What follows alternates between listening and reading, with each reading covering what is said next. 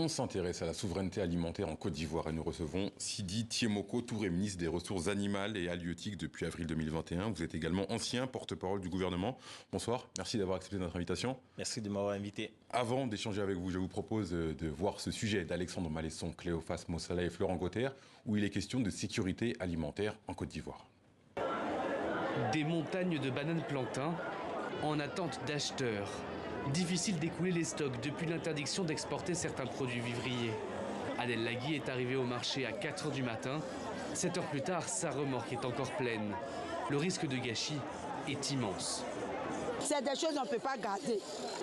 Il faut que les marchandises sortent. Si ce n'est pas sorti là, ça se gâte. À l'extérieur, il faut que ça parte. Sinon, si c'est entre nous que ça tourne là, ça ne va pas. Mais le malheur des uns peut aussi faire le bonheur des autres. Thomas Yensier vend de l'igname, une tubercule qui se conserve beaucoup plus longtemps que la banane plantain. Selon lui, l'interdiction d'exportation a de bonnes conséquences pour le consommateur. Quelque part, ça nous arrange parce que ça facilite les coûts. Les coûts ne sont pas excessifs parce qu'au moment où ça sortait, les gens augmentaient exponentiellement les prix. Chaque jour, les prix augmentaient, mais aujourd'hui, le prix est un peu stable. Et nous, en tant que commerçants aussi, ça nous arrange, ça nous réjouit parce que chacun, au moins chaque population, arrive au moins à manger les tubercules d'igname comme il le voudrait parce que le coût n'est pas aussi excessif que ça. Face à ces différents effets, le marché Gouro d'Adjamé souhaite agir, notamment pour favoriser la consommation locale. Du moment où les produits sont là en grande quantité, nous faisons appel à nos compatriotes, à nos citoyens, à ceux qui sont dans le Grand Abidjan et partout, voilà, que nous sommes en disposition de produits et que les uns et les autres peuvent s'approvisionner plus ou moins dans notre marché ici. Environ 3000 femmes vivent du commerce des vivriers dans ce mythique marché Gouro d'Adjamé. Nombre d'entre elles réclament des actes de la part des autorités ivoiriennes pour faciliter leur commerce. Monsieur le ministre, quelle doit être la priorité de la Côte d'Ivoire en matière de sécurité alimentaire ? Écoutez, les priorités aujourd'hui en matière de sécurité alimentaire s'expriment dans tous les différents pays. Ce qui concerne la Côte d'Ivoire, qui ne fait pas exception, que ce soit au niveau de la production végétale ou animalière. Aujourd'hui, nous avons une forte dépendance, en tout cas pour ce qui concerne la production animalière, une forte dépendance vis-à-vis des productions venant des autres pays. Et c'est ce qui justifie d'ailleurs le développement d'énergie dans notre département ministériel pour produire localement les produits à la consommation. Ça a été abordé dans le sujet, le 15 janvier dernier, le président Alassane Ouattara a suspendu l'exportation de 20 produits alimentaires pour une durée de 6 mois. On a vu dans le reportage, certains s'en plaignent. Que leur répondez-vous? Déjà, c'est une disposition qui est réglementairement établie en Côte d'Ivoire par décret depuis 2022. Et il ne faut pas aussi oublier un fait, c'est que de façon conjoncturelle, la Côte d'Ivoire devait vivre la Coupe d'Afrique des Nations, où il était attendu près de 2 millions de populations venant d'autres pays pour participer à cet événement.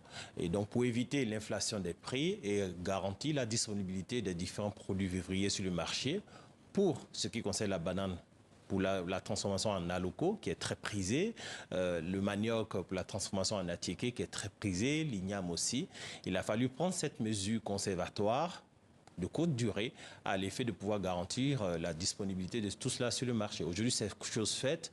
La Coupe d'Afrique est derrière nous. Nous sommes revenus à la normale. Il y a quelques mois, vous avez présenté la politique du gouvernement dans le secteur des ressources animales et halieutiques avec un objectif de souveraineté de plus de 65% des besoins de consommation des populations en 2026. Vous pensez tenir ce chiffre? Nous n'avons pas le choix. Nous n'avons pas le choix de tenir ces chiffres parce que les différents conjugués contextuels au niveau mondial nous obligent aujourd'hui à adresser la problématique de la disponibilité des produits à la consommation au niveau local. Quand vous prenez le poisson, aujourd'hui, la Côte d'Ivoire, on peut le dire, est pratiquement le premier produit importateur et le premier pays importateur de poissons dans le monde. Là où nous disposons de beaucoup de ressources hydriques en termes d'eau, lacs, fleuves, etc. Ceci n'est pas acceptable. Et même au niveau de la production animalière, nous avons aussi cette dépendance trop forte dans un environnement assez complexe où des pays voisins sont en situation de fragilité. Donc aujourd'hui, la Côte d'Ivoire est obligée d'adresser ces problèmes de souveraineté et nous y mettons les moyens. Le gouvernement s'y attelle à travers le développement d'une politique, la politique nationale de développement de l'élevage et des ressources animales et halieutiques, qui a été adoptée par le gouvernement en janvier 2022 et qui nous permet, pas à petits pas, de structurellement relever les défis de la souveraineté. Vous êtes présent ici à Paris à l'occasion notamment du Salon de l'Agriculture. Quel message la Côte d'Ivoire veut envoyer aux potentiels investisseurs étrangers? Nous disposons aujourd'hui d'un potentiel énorme pour l'investissement dans le secteur des ressources animales et halieutiques. Ce sont pratiquement 450 milliards de francs CFA en devises que la Côte d'Ivoire dépense pour importer les produits laitiers, les produits animaux et même les produits halieutiques pour les besoins de consommation. On prend juste le poisson. Nous consommons près de 600 000 tonnes de poissons par an, là où nous ne produisons qu'à peine 115 000 tonnes. Donc, il y a vraiment un gap à combler pour la production locale. Donc, les investisseurs, qu'ils soient ivoiriens, étrangers ou bien en joint venture, sont invités à venir investir dans ces secteurs. Vous avez déclaré il y a quelques mois que plus de 95% des acteurs de la pêche en Côte d'Ivoire venaient de pays voisins. Comment vous expliquez ce chiffre très élevé et surtout que met le gouvernement ivoirien en place pour changer la donne? Culturellement, l'Ivoirien n'est pas véritablement pêcheur. C'est plutôt 95%, c'est énorme. C'est énorme, mais c'est culturellement le cas. L'Ivoirien est beaucoup plus tourné vers la terre. Et donc, c'est vraiment une tradition que nous sommes en train d'essayer de changer et convertir. Comment vous avez essayé de changer cette tradition? Changer la tradition en les orientant vers l'élevage de poissons. Et ceci à travers les différents projets et programmes que nous avons mis en place, le Pro Aquacole, qui permettra de faire la mobilisation des différents intérêts à investir dans le secteur. Je vous parle encore pour ce qui concerne le poisson de près de 350 milliards de francs CFA. C'est une cagnotte que les Ivoiriens peuvent accueillir en s'investissant dans l'élevage de poissons aujourd'hui en Côte d'Ivoire. Tout intérêt financier, je pense que ça leur parle si on met ces chiffres en face. Que met en place la Côte d'Ivoire en matière de pêche durable? Je sais que c'est un enjeu qui est important pour l'humanité. L'année dernière, vous avez instauré des périodes de repos biologique pour les poissons dans la pêche maritime. Quelles sont les autres mesures mises en place? Nous disposons aujourd'hui d'un centre de surveillance des pêches qui permet de faire la cartographie au quotidien de toute la pêche illégale sur toutes nos différentes eaux. En plus de cette mesure, de cet outil, nous avons lancé, comme vous l'avez dit l'année dernière, une mesure de fermeture des pêches qui a été un franc succès et nous comptons l'élargir cette année sur tout le continent, en dehors des eaux maritimes. Nous allons maintenant sur les eaux lagunaires et les fleuves à l'effet de pouvoir véritablement sensibiliser les populations contre la mauvaise pêche qu'ils pratiquaient par le passé et de sorte à ce que nous puissions avoir une pêche durable et garantir la ressource dans sa quantité mais aussi dans sa diversité. Je voudrais revenir au Salon de l'Agriculture. Est-ce que vous avez déjà fait des rencontres intéressantes potentiellement avec certains pays peut-être voisins ou pas forcément?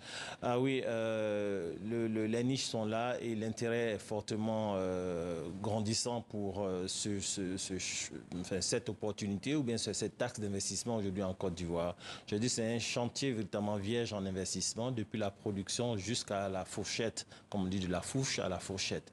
Et nous attendons des investisseurs dans tous les axes de la chaîne de valeur et nous avons avec certains groupes français et même en dehors des groupes français, certains groupes européens qui ont marqué un intérêt à ce que dans des partenariats publics-privés, ils puissent investir dans notre écosystème de la pêche ou bien de l'élevage en Côte d'Ivoire. Il y a un enjeu qui est important, c'est la transformation locale.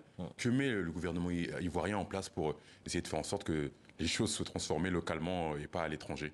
C'est déjà le cas en matière de production halieutique, parce que la Côte d'Ivoire est le premier port subsaharien thonier. Donc, parce que nous avons mis les dispositions pour que les grands groupes qui pêchent le poisson les transforment localement. Et d'ailleurs, le poisson transformé en Côte d'Ivoire, mis en boîte, est directement livré dans l'Union européenne, dans les supermarchés. Donc, c'est déjà une grande initiative à ce niveau. Sur les autres spéculations, nous y travaillons au fil de l'eau parce qu'il est important qu'il y ait un minimum de valeur ajoutée et non seulement la production brute qui aille à l'exportation. Il y a sûrement, on en a déjà parlé, mais il y a sûrement des jeunes Ivoiriens, Ivoiriennes qui nous regardent. Comment leur donner envie de s'intéresser vraiment au-delà des fonds, de ce qui est mis en place par le gouvernement? Comment faire en sorte qu'ils s'intéressent et surtout qu'ils investissent localement dans ces domaines-là? La Côte d'Ivoire est connue comme étant le premier producteur de café en Côte d'Ivoire. Et je le leur dis toujours. Le futur café-cacao de la Côte d'Ivoire, ça sera les ressources animales et halieutiques. Et je les engage tous les jours à s'y investir pour ne pas rater le coche de l'enrichissement qu'ils appellent tant. Merci beaucoup, Monsieur le ministre, Monsieur Sidi Thiemoko Touré, d'avoir répondu à nos questions. Je rappelle que vous êtes ministre ivoirien des ressources animales et halieutiques. Merci d'avoir répondu à nos questions. C'est moi qui vous remercie.